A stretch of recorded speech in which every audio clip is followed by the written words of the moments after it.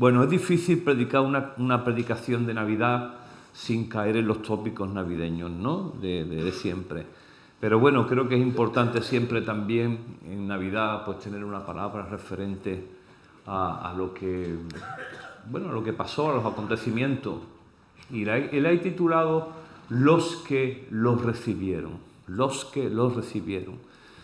Fíjate, es interesante en el teatro que hacemos de abajo, en el Belén, ya sabéis, ¿no? En el espectáculo final donde la gente está.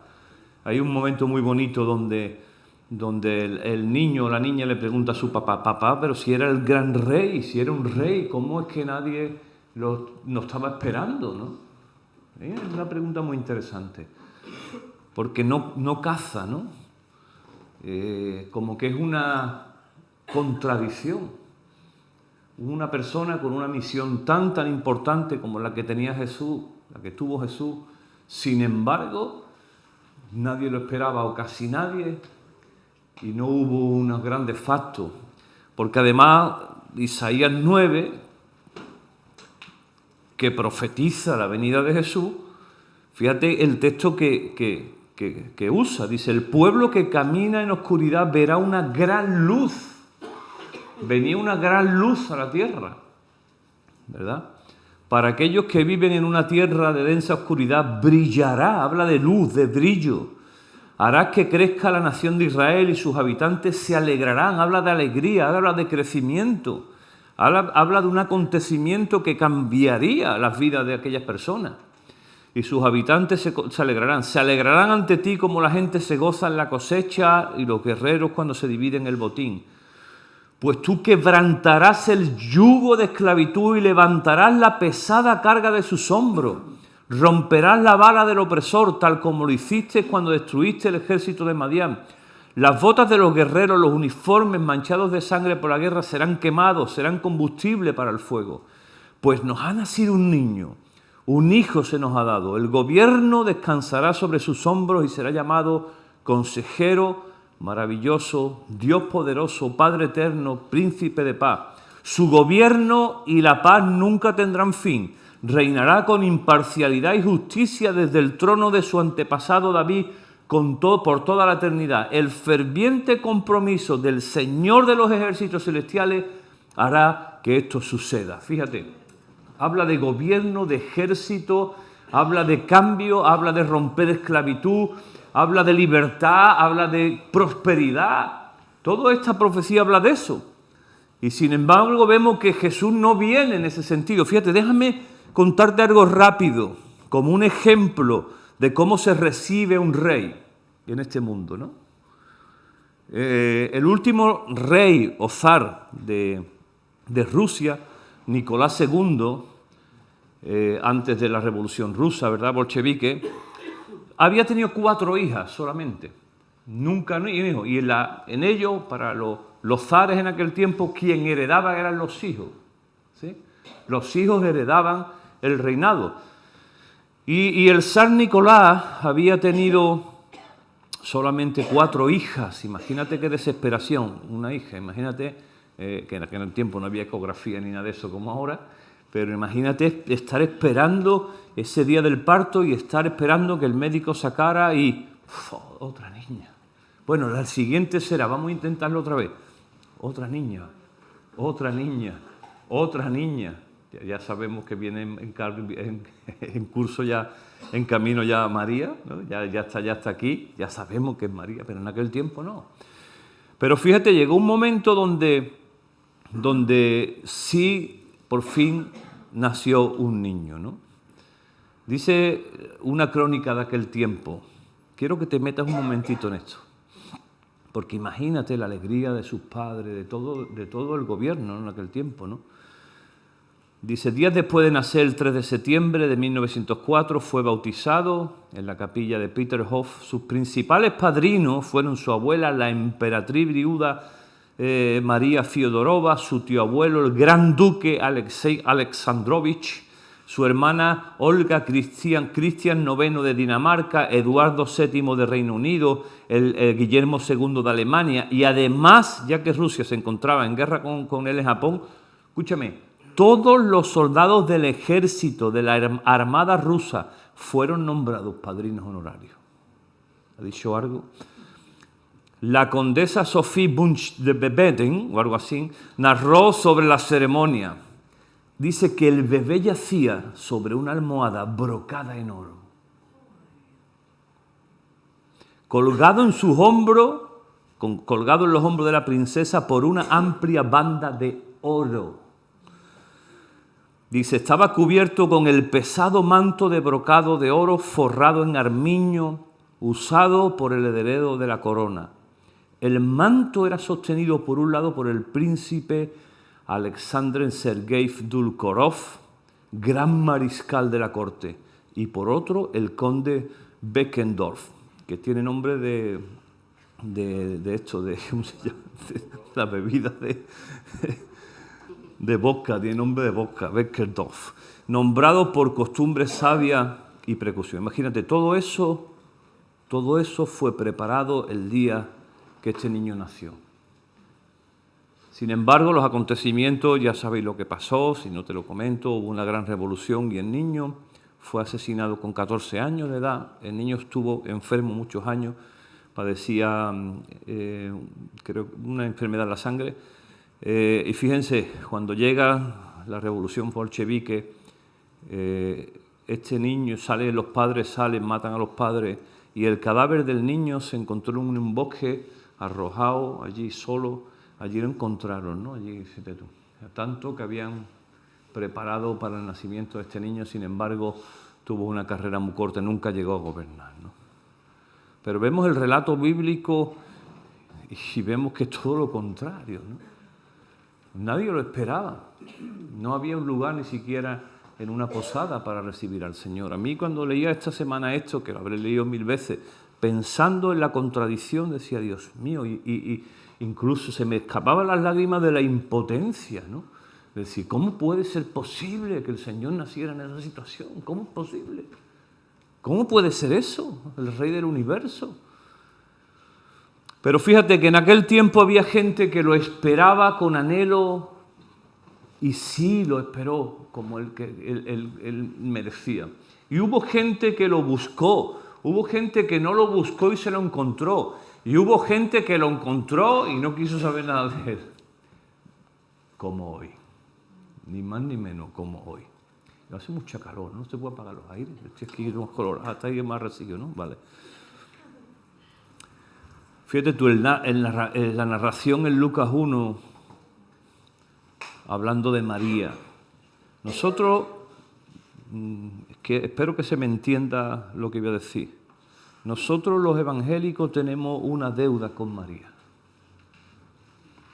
Nosotros por muchos años hemos hablado mal de la Virgen María, porque no, pues tal. Evidentemente el otro extremo es la adoración a María, en la que nosotros no creemos, pero nosotros nos hemos ido al otro extremo y no hemos recalado en la profundidad del personaje de María y lo importante que fue para la vida de Jesús. Y obviamente no vamos a caer en una adoración, ¿verdad? Pero sí creo que debemos de considerarla como un ejemplo para nosotros. Nosotros nos hemos ido al otro extremo y todo lo que suena es María, no, María no, la Virgen no, porque la Virgen no, pero que escúchame. Dice, fíjate este texto, ¿no? Que se le apareció a María el ángel Gabriel y lo primero que le dice, el Señor está contigo. El Señor está contigo. No tengas miedo. En todos los textos, tanto en María como en José, como en los pastores, siempre comienza con un no tengas miedo. Dice, concebirás y darás un hijo, le llamas su nombre Jesús, será muy grande, será llamado el Hijo del Altísimo. El Señor Dios le dará el trono y le recita el ángel Isaías 9, lo que hemos leído. Le dará el trono de su antepasado David, reinará sobre Israel para siempre y su reinado no tendrá fin. ¿Pero cómo podrá suceder esto?, le preguntó María al ángel, soy virgen. Y el ángel le contestó, el Espíritu Santo vendrá sobre ti, el poder del Altísimo te cubrirá con su sombra. Por lo tanto, el bebé que nacerá será santo y será llamado Hijo de Dios. Y además tu pariente Elizabeth quedó embarazada en su vejez y antes la gente decía que era estéril, pero ha concebido un hijo y ya está en su 6º embarazo. Juan el Bautista, ¿verdad? Pues la palabra de Dios, dice, nunca dejará de cumplirse. Así cierra el ángel. La palabra de Dios nunca dejará de cumplirse. Aunque haya gente que lo busque, aunque haya gente que no lo busque, aunque haya gente que lo desprecie, déjeme decirle en esta mañana que la palabra de Dios nunca dejará de cumplirse igual en tu vida. Dice que María respondió, soy la sierva del Señor, que se cumpla todo lo que has dicho acerca de mí. Y el ángel la dejó. Y María compone una canción, hermosa canción. A María lo primero que se le ocurre en aquella situación, que era un marronazo, disculpen la expresión, era un marronazo porque ella no estaba ennoviada, se llamaba desposada con José, todavía no estaba casada, era virgen, y aquello suponía una crisis profunda, familiar, personal. Tenía que irse de la ciudad, iba a ser despreciada, incluso podía ser lapidada. A riesgo de todo eso, ella dijo, yo soy la sierva del Señor. ¿Y saben qué es lo que pasó con María? Que ella confió en que la palabra de Dios se iba a cumplir. Ella se agarró a esa palabra de Dios. Ella dijo, yo creo que eso va a ocurrir. Y escribe una alabanza hermosa que se le ha llamado el Magnificat, ¿no? ¿Cómo magnifica? Dice, oh, cuánto alaba mi alma al Señor, cuánto mi espíritu se alegra en Dios de mi Salvador, pues se fijó en su humilde sierva, y de ahora en adelante todas las generaciones me llamarán bendita, pues el poderoso es santo y ha hecho grandes cosas por mí. Él muestra su misericordia de generación en generación a todos los que le temen. Su brazo poderoso ha hecho cosas tremendas. Dispersó a los orgullosos, a los altaneros, a príncipes derrocó de su trono, pero exaltó a los humildes, dice. Al hambriento llenó de cosas buenas y a los ricos despidió con las manos vacías. Ayudó a su siervo Israel y no se olvidó de ser misericordioso, pues lo prometió a nuestros antepasados, a Abraham y a sus descendientes para siempre. Es hermoso porque María hace una canción de alabanza basada en el pasado, en la fidelidad de Dios en el pasado, basada en el presente que ella estaba viviendo, pero también estaba basando su alabanza en el futuro glorioso que ella vería, porque dice que, y habla de generación en generación. Hermosa alabanza. Vemos también en Lucas 2 unas personas sencillas, humildes, a los que también se le anunció el Evangelio de los pastores, ¿verdad? Dice que había unos pastores en los campos cercanos que estaban cuidando sus rebaños de ovejas y de repente apareció entre ellos un ángel del Señor y el resplandor de su gloria del Señor los rodeó y los pastores estaban aterrados, pero el ángel, de nuevo, no tengan miedo. Dijo, les traigo buenas noticias que darán gran alegría a toda la gente. El Salvador, sí, el Mesías, el Señor, ha nacido hoy en Belén, en la ciudad de David. Y los reconocerán por la siguiente señal. Encontrarán un niño envuelto en tiras de tela, acostado en un pesebre. Dice que de pronto aquel ángel, una inmensa multitud de los ejércitos celestiales, los ángeles, asomaron a la cabeza a la tierra.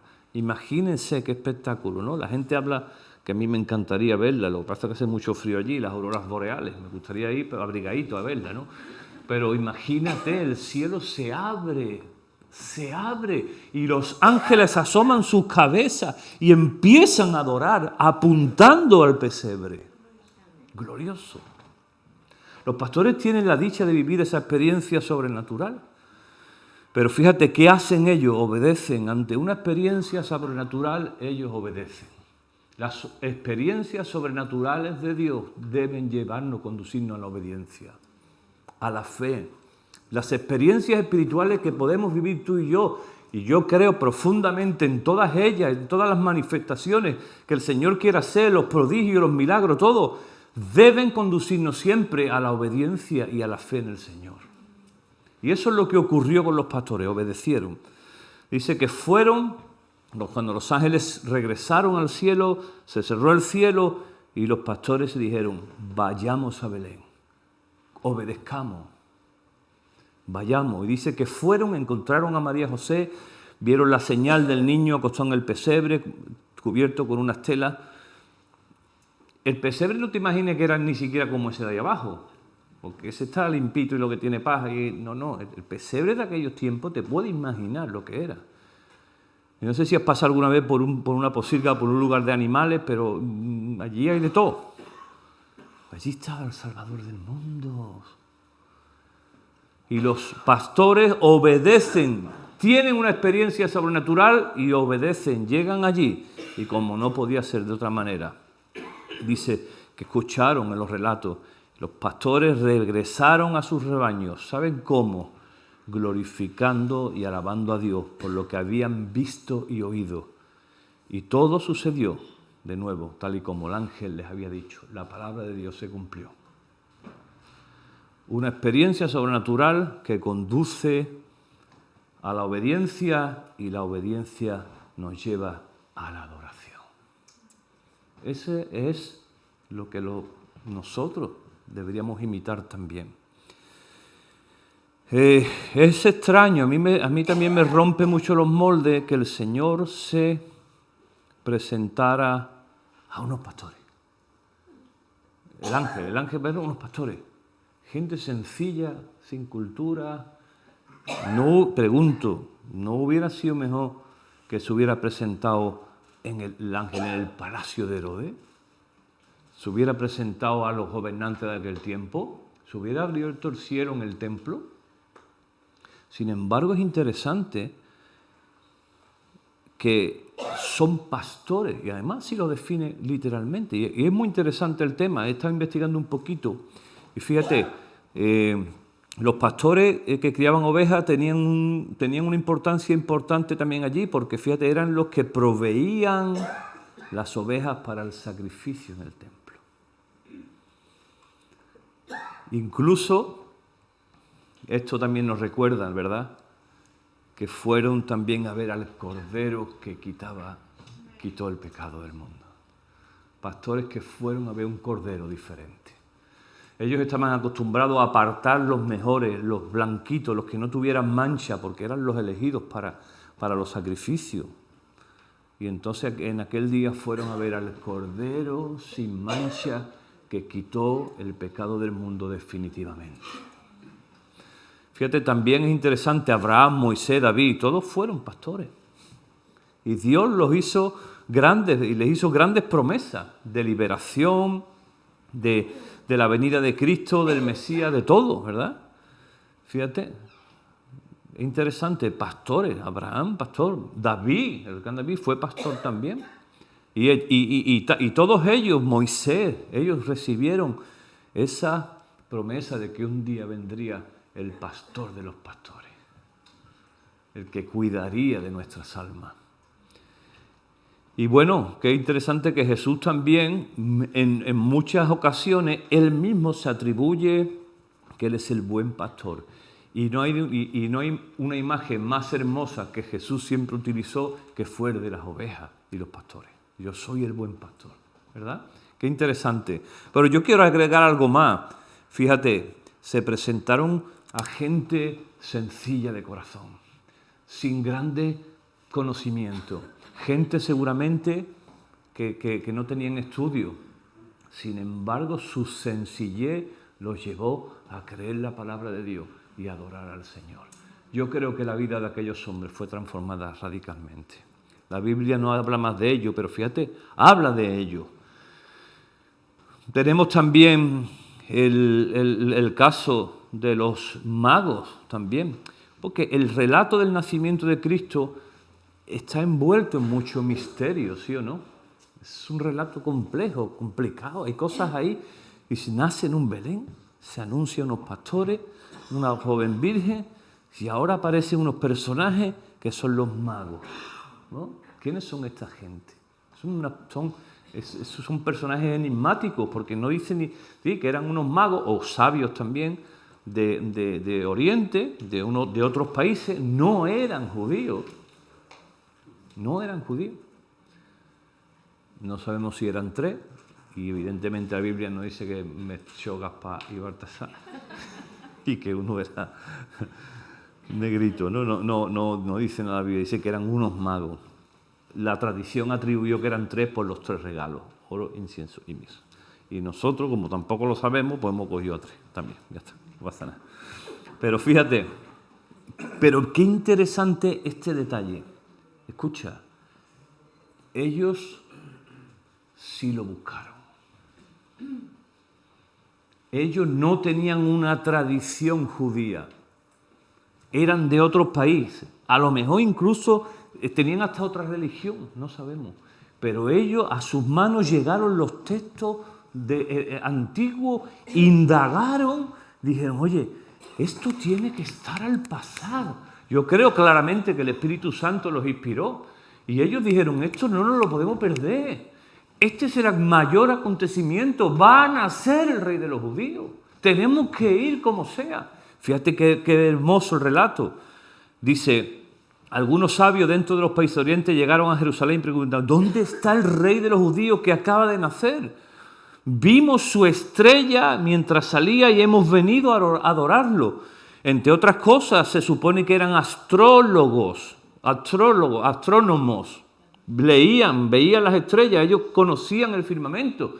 Y ellos entendieron los textos, profundizaron y dijeron, tiene que pasar algo, va a pasar algo, hay señales en el cielo.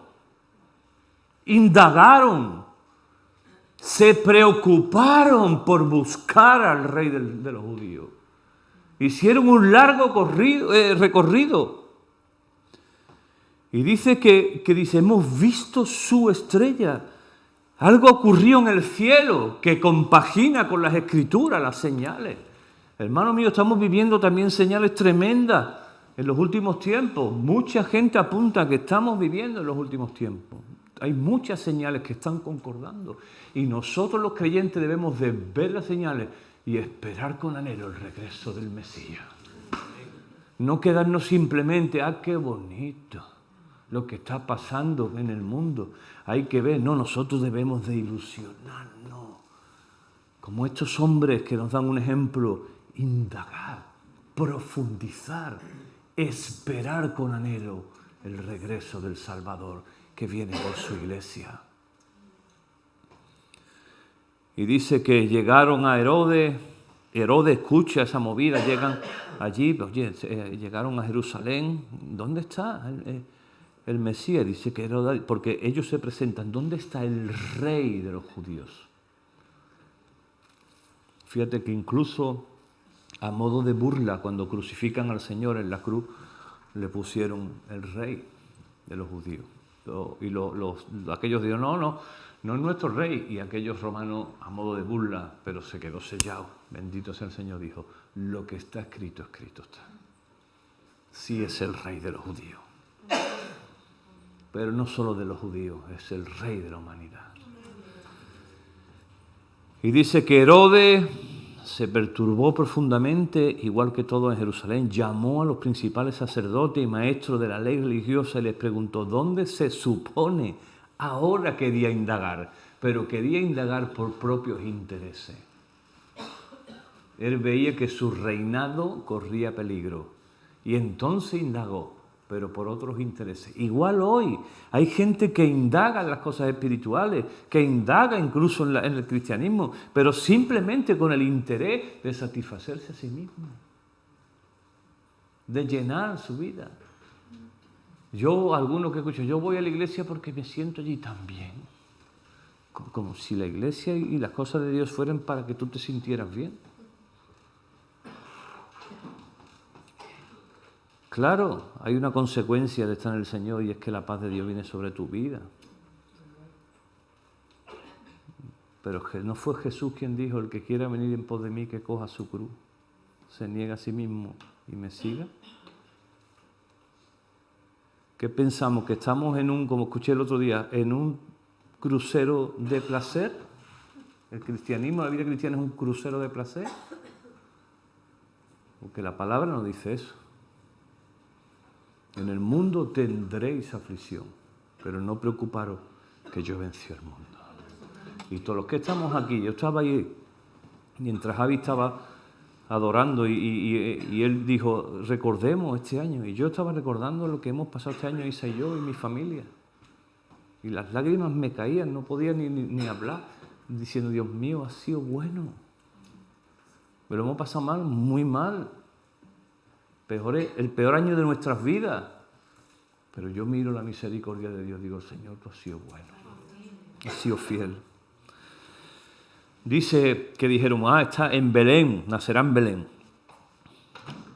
Como escribió el profeta, oh tú Belén, tierra de Judá, no eres la menor entre todas las ciudades reinantes de Judá, porque de ti saldrá un gobernante de nuevo, que será el pastor de mi pueblo. Qué privilegio tuvo Belén, ¿verdad? Herodes convocó a los sabios en una reunión privada y por medio de ellos se enteró del momento en el que había aparecido la estrella por primera vez. Y entonces dijo, vayan a Belén, busca al niño con esmero y cuando lo encuentre vuelvan y díganme dónde está para que yo también vaya y lo adore. Intereses personales. Hay gente que busca al Señor por intereses personales. Y muchos de nosotros nos acordamos de Rita cuando truena. Santa Rita cuando truena.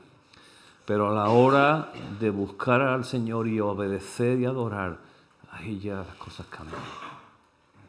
Y ese es el modelo de Herodes, un hombre que buscó del Salvador por intereses propios. Bendito sea el Señor que no lo encontró, porque ordenó una matanza de todos los niños para ver si entre aquellos niños estaba, pero el Señor había revelado a José en sueño y sacó a Jesús del peligro. Todo estaba preparado. Y podíamos seguir hablando de personajes como Simeón, Ana, Zacarías, Elizabeth, que reconocieron. Me encantó el texto de Simeón, no lo vamos a buscar, está más adelante, que dice que Simeón dijo, gracias porque antes de morir me permites ver la gloria de Israel. ¡Wow!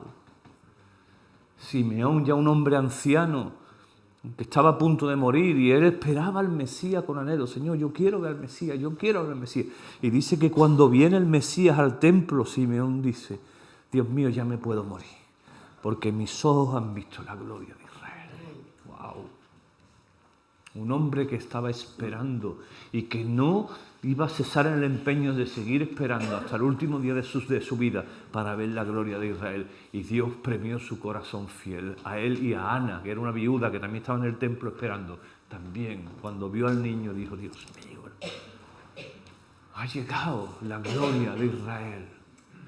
Había gente que lo esperaba, gente que le interesaba, gente que de todo había. Y el Evangelio de Juan, que ya sabéis que no... voy a anunciar algo antes que se me olvide, porque se me ha venido ahora a la mente. Vamos a comenzar un plan de lectura el 1 de enero. Le he pedido a nuestro Diego, que es un hombre que ama la palabra del Señor, que pueda preparar un plan de lectura diario de la palabra de Dios para que todos juntitos durante este año leamos la palabra en un orden. ¿Qué os parece? Mola, ¿no? Yo creo que mola porque tú vas a recibir en el WhatsApp la lectura del día, pero no solo eso, estamos también trabajando para que eso lo podamos hacer a través de una cosa para que tú puedas comentarlo. Lo puedes comentar, oye, a mí me ha hablado de esto el Señor. Y todos esos comentarios al final los vamos a recopilar y va a ser algo muy bonito al final de año donde vamos a decir, mira, aquí están vuestros comentarios. Esto hemos escuchado junto de la voz de Dios este año. Qué guapo, ¿no? Así que estamos trabajando en eso. Creemos que hay que seguir escuchando la palabra y leyendo la palabra y por eso que vamos a tener esta iniciativa. Bueno, vamos a Juan, que Juan no se mete en temas histórico. El Evangelio de Juan va más para atrás, porque tanto Lucas como Mateo narran los acontecimientos y ellos se meten, claro, Mateo, que tiene que ver con un evangelio para los judíos especialmente, y Lucas, que es un médico, que es un doctor, él le encanta relatar todo sistemáticamente para que la gente que lo lea le da ese punto, ¿no? Pero Juan no entra en ese rollo, o sea, Juan va todavía a su bola, ¿no? Y Juan se va más para atrás todavía, porque dice, en el principio ya Jesús existía, la palabra, el verbo, el logos. Y en el principio ya era Dios. Y hoy también. Juan se va para atrás. Pero hay un texto en Juan hermoso, y ya con esto quiero ir concluyendo. A que no te lo crees, que estoy terminando ya. No te lo creo, no te lo creo. Es que quiero que después tengamos un tiempo de adoración. Eso, hay que cerrar el año adorando a Dios. ¿Amén? Nuestro año cultico, nuestro año culto vamos a cerrarlo adorando al Señor, tirando una casa por la ventana. En Juan 1, en el versículo 9, hablando de Jesús, dice, y aquella luz verdadera que alumbra a todo hombre, la luz viene para todo el mundo, venía a este mundo. En el mundo estaba, en un mundo que fue hecho por él, dice, pero el mundo no le conoció, no lo estaban esperando. Solo unas poquitas personas estaban esperando al Mesías. Escúcheme, ni más ni menos que igual que hoy. A los suyos vino y los suyos no le recibieron. Ese es el Evangelio.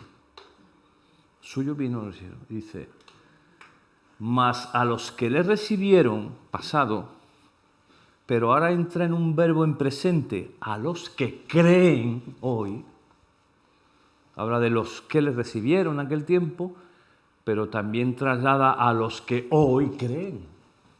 A los que le recibieron, pasado, y dice, y a los que hoy creen, presente, bendito sea el Señor. A los que hoy creen en su nombre, les dio el derecho, la potestad de ser llamados hijos de Dios.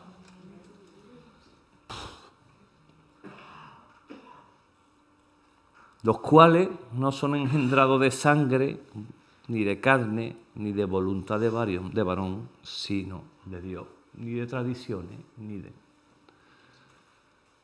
Es una acción espiritual. A los que hoy creen, igual que ayer, se les dio el derecho de ser llamados hijos de Dios. Fíjate, Juan no solo estaba hablando de los que les recibieron en aquel tiempo, que eran muy poquitos, más todos los que se recibieron, sino a los que a partir de ahí creímos en el Señor, dice que hoy se nos da el derecho de ser llamados hijos de Dios. Hijos de Dios. A los que hoy creen. ¿Cómo vamos a tener este 2025? ¿Cómo vas a vivir el 2025? Porque los finales de año son buenos para dos cosas, para hacer memoria, para hacer balance, las empresas hacen balance, ¿verdad? Para hacer balance de nuestras vidas y ver en qué cosas yo volveré otra vez a apuntarme al inglés, otra vez. Y dieta, las dos cosas, dieta e inglés. Deporte ya hago, dieta e inglés tendremos que empezar otra vez. Entonces, estos días así de final de año son muy buenos para hacer balance y ver cómo ha estado la cosa y poner en balance nuestras vidas. Pero son también muy buenos para decir, ¿y qué voy a hacer en el 2025? ¿Verdad? ¿Cómo voy a enfrentar el 2025? ¿Lo voy a hacer igual que el 2024 o me voy a proponer hacer diferente en 2025? ¿Vamos a vivir como aquellos que conocían, que sabían que el Mesías venía, que vivían de una manera religiosa? ¿O vamos de verdad a esperar a nuestro Señor y Salvador en obediencia y en adoración? ¿Cómo vamos a vivir nuestro 2025? Porque esto tenemos que planteárnoslo realmente. Fíjate, pastores, los magos, José y María, por supuestísimo, Simeón, Ana, Zacarías, Elizabeth, su mujer. O sea, todos estos personajes que rodearon el relato bíblico quedaron plasmados para la posteridad. Su testimonio ha quedado plasmado. O sea, nosotros ahora estamos disfrazándonos de magos, de pastorcitos, de venimos a hacer... Sí, ¿no? O sea, su corazón, lo que ellos hicieron, el hecho de adorar a Dios, el hecho de esperar, el hecho quedó plasmado hasta nuestros días. Pero fíjate que dice Efesios 2, y con esto sí termino. Voy a pedir a Javi que pueda ir pasando. Dice, pero Dios es tan rico en misericordia y nos amó tanto, que a pesar de que estábamos muertos por causa de nuestros pecados, nos dio vida cuando levantó a Cristo de los muertos. Es solo por gracia de Dios que ustedes han sido salvados. Punto. No podemos hacer nada para ser salvos. Solamente la fe. Esto es radical. Dice el versículo 6, pues nos levantó de los muertos junto con Cristo y nos sentó en los lugares celestiales porque estamos unidos a Cristo Jesús. Y dice, y aquí ya entramos nosotros, en todo esto también, ¿no? Pero aquí de una forma especial, de modo que en los tiempos futuros, cuando se escribió esto, hoy, Dios puede ponernos como ejemplos de la increíble riqueza de la gracia y la bondad que nos tuvo, como se ve en todo lo que ha hecho por nosotros, que estamos unidos a Cristo Jesús. El Señor quiere poner tu vida también como un ejemplo. Se escribió sobre aquellos personajes y ya quedó plasmado, pero déjeme decirle que Hechos 29 se sigue escribiendo. Dios sigue escribiendo los hechos de los creyentes. En un libro que un día quizá permita el Señor vernos. ¿Quieres ser simplemente un espectador o quieres ser un actor de las cosas de Dios? ¿Tú simplemente quieres estar como la gente que viene a ver Belén? ¡Qué bonito! ¿O quieres ser una muestra de la gracia y la bondad de Dios en esta tierra? ¿Qué quieres ser? Porque a Dios le interesa que seas un actor. Él anhela y desea que seas un actor, no un mero espectador. Y los espectadores solamente ven lo que sale en escena, se emocionan y luego se van a sus casas. Pero los actores viven cosas emocionantes y reales. Porque además nosotros no estamos representando un papel. Es Dios quien se representa a través de nosotros. Y la aventura de la fe es fascinante. Fascinante. Fascinante. Decides vivir como un actor en esta vida, como un espectador, vienes, te emociona, canta una alabancita, te va a tu casa, sigue viendo, o quieres ser un actor del plan de Dios en esta tierra, en tu familia, en tu trabajo, donde Dios te ponga. Un año más pasa, el año 25, el año 24, pero el año 25 también va a pasar, porque la vida va súper rápida. Cuando yo le da la vuelta a jamón como yo, que ya le da la vuelta a jamón. La vuelta a jamón ya es que ya está. Los años van volando. Mientras eres joven piensa que los años van lentos, pero cuando ya te meten unos 50 y pico, ya te das cuenta que la vida ya no es tan lenta como antes. La vida acelera. Yo me propongo en este 2025 aprovechar cada segundo para glorificar el nombre del Señor. En toda situación, en toda circunstancia. Y no por mi fuerza, sino por lo que el Señor quiera hacer a través de mí y de mi casa y de mi iglesia. Yo me propongo eso, yo no sé qué te propones tú. Vivir un 2024, un 2025 en las mismas condiciones que 2024 o subir, elevarte a un tiempo diferente en tu vida, a una aventura fascinante de la fe, a servir al Señor donde Él te ponga, a vivir con intensidad cada segundo de tu vida, a vivir las relaciones con intensidad. Ayer he comentado un testimonio a la gente antes de empezar. Estábamos allí ya en el Belén, yo estaba en la cafetería tomando un café, de pronto llegó un vecino de ahí enfrente, que yo cada vez que nos vemos le comparto el Señor, viene, barrio, viene, hablamos, siempre me sale, hablamos, de un hombre con una herida profunda de la iglesia. Y el hombre venía corriendo y hablar conmigo por una situación complicada que estaba viviendo y necesitaba desahogarse. Viste tú el momento, la gente de Beneguajo, paramos ya, ¿cuántos los niños? Ay, yo allí en la barra con el hombre, llegaba uno, llegaba otro, yo intentando concentrarme en lo que el hombre me estaba diciendo, total, que desconecté de todo y me puse en atención, escuché al hombre, pude darle unas palabras de ánimo, el hombre quedó emocionado, pero sobre todo, ¿sabes qué fue hermoso?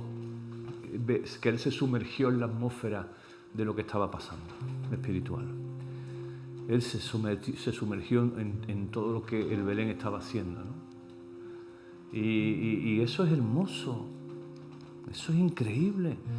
O sea, no te puedes perder estas cosas, amado. Cuando se preparan las cosas de la iglesia y de verdad muchas veces, el Belén, pero si yo ya fui el año pasado, otra vez disfrazarse, entendamos que esto tiene que ver con una dimensión espiritual. No estamos aquí como el Cortilandia para entretener a la gente, estamos aquí predicando a Cristo. Más de 500 personas han pasado 2 días aquí, han recibido el mensaje de salvación. La Zambomba, 180 personas en Ajarafe, casi 200 personas aquí, han escuchado que Cristo es el Señor.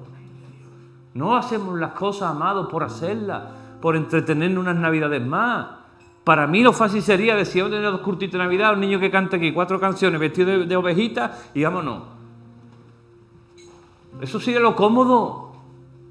Lo hacemos porque queremos vivir la aventura de la fe y ver personas que se entregan al Señor. Y nos sacrificamos de nuestro tiempo, de nuestro sueño, de nuestro cansancio. Un fin de semana intenso. Y montar y desmontar y todo lo que tú quieres lo hacemos. Claro que lo vamos a hacer porque queremos ser actores del plan de Dios en esta tierra. Punto. Y lo vamos a seguir haciendo con ayuda del Señor, aunque sean 3 los que vienen a montar Belén. O lo que sea. Pero qué pena que te lo pierdas, qué pena que estemos todavía con los tiempos que llevamos el Señor en nuestras comodidades. Qué pena que no entendamos la dimensión de lo que se está haciendo. Estamos predicando el Evangelio a cientos de personas cada día. Cada día que pasan por aquí cientos de personas. ¿Cuándo tenemos esa oportunidad? Tenemos las puertas abiertas de la ciudad. Si Dios está haciendo cosas, ¿cómo podemos estar todavía espectadores? Debemos que tomar este año sentido de lo que va a ocurrir, participar, ser parte, porque será triste, muy triste, y te lo digo así de claro, que la gloria del Señor va a caer sobre nosotros y tú vas a estar como un espectador fuera de aquí. En tu casa. Es que tengo que ir a peinar gato, por eso no voy el domingo. No, yo el domingo no voy porque tengo que ir al cumpleaños del cuñado de la sobrina de mi primo, etcétera. Y no, aquí no imponemos ni pasamos listas, pero a mí y a los líderes nos duele el corazón de que te pierdas la bendición de servir. De que te pierdas lo que está ocurriendo entre nosotros y disfrutes de la cosecha con nosotros. Un día veremos los campos floreciendo y dando fruto y nos miraremos agarrados de la mano y diremos, lo hemos conseguido, Dios ha sido fiel, mira qué cosecha estamos por recoger juntos. Dios ha sido fiel, disfrutemos de la cosecha, gocémonos en la cosecha del Señor. Con gozo. Así que te pido que este 2025 te plantees tu vida, te dejes de rollo, de redes sociales, de pamplinar, que estamos metidos en 20.000 pamplinar todo el día perdiendo el tiempo, en cosas absurdas que no rentan nada. ¿Te crees que vas a ser trending topic de eso? ¿Te crees que la gente va a ser famoso? Mañana se va a olvidar la gente de ti, mañana mismo. Y usa las redes para glorificar al Señor. Y lo que sea, pongo las redes por poner un ejemplo, ¿no? De la borrachera que tenemos en este mundo de tonterías y pamplinar.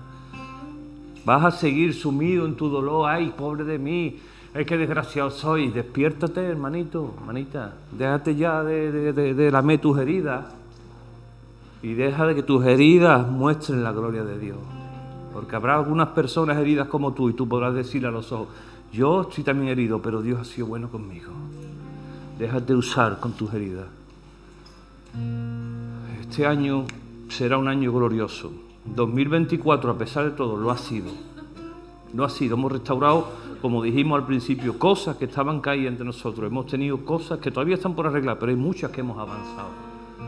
Hemos hecho familia, hemos logrado todo lo que nos hemos soñado con Aljarafe, hemos logrado esa familia, hemos potenciado, hemos ayudado a matrimonios, hemos avanzado muchas cosas, pero el 2025 aún será más glorioso. Y tengo ya una palabra pastoral para el 2025, si Dios quiere.